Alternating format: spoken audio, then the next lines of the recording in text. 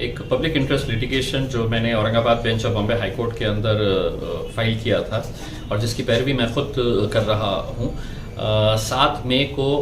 अदालत ने ये आदेश दिया था कि 5 से 6 हफ्ते के अंदर वैकेंसीज जो है उसके कम से कम 50% वैकेंसीज जो सरकारी और नीम सरकारी अस्पताल है उसमें भर दिए जाए करके, और 14 जून की डेट दी गई थी। आज जब अदालत के सामने ये मैटर सामने आया और chief justice of Bombay high court उनके सामने जब हम गए तो वहाँ पर सरकारी वकील ने ये बताया है कि हम एफिडेविट अभी तक सबमिट नहीं कर पाए हैं। तो अदालत ने ये मामले को 2 दिन के बाद यानी कि बुधवार के लिए रखा है। हमने इस मैटर के अंदर महानगर पालिका को भी पार्टी बनाने का अनुरोध किया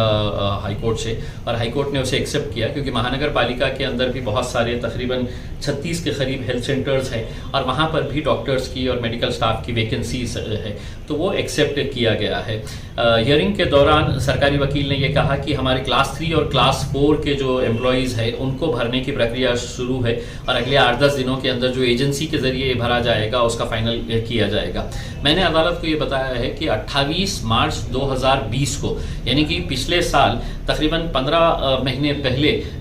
इसी अदालत ने Aurangabad bench of Bombay high court ने यह आदेश पारित किया था और कहा था कि मामला गंभीर है और जल्द से जल्द ये वैकेंसीज भरने चाहिए। तो उस वक्त तो ये आश्वासन दिया गया था कि ये पोस्ट जल्द से जल्द भरे जाएंगे। 15 महीने के बाद भी अभी भी कोई हलचल नज़र नहीं आ रही है। हम उम्मीद करते हैं कि बुधवार के दिन अदालत इसके ऊपर कुछ गंभीरता से इस मुद्दे को लेकर सरकार को आदेशित करेगा, और हम क्योंकि हम समझते हैं कि सरकार की अभी भी जो मंशा है वो एक बहुत ही कैजुअल तरीके से और बहुत ही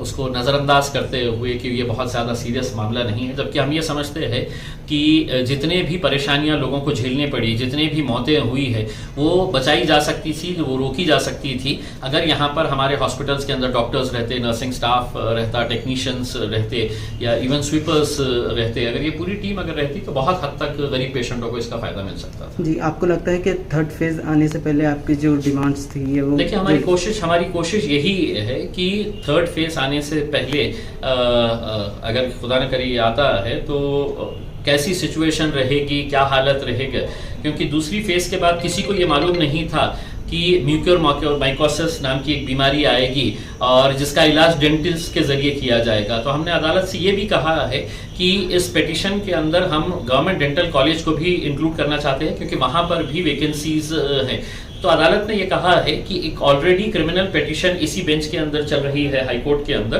तो आप उसके अंदर जाके है तो अपने जो मुद्दे है डेंटल कॉलेज से रिलेटेड और अलग अलग जो इश्यूज है आप उस क्रिमिनल पिटीशन के अंदर आप शामिल हो सकते हैं। तो हम यकीनन उस पिटीशन के अंदर शामिल होकर अदालत को ये बताएंगे कि दूसरी जगह के ऊपर और ख़ासतौर से घाटी के अंदर जो मुद्दे हैं उसको उजागर करेंगे।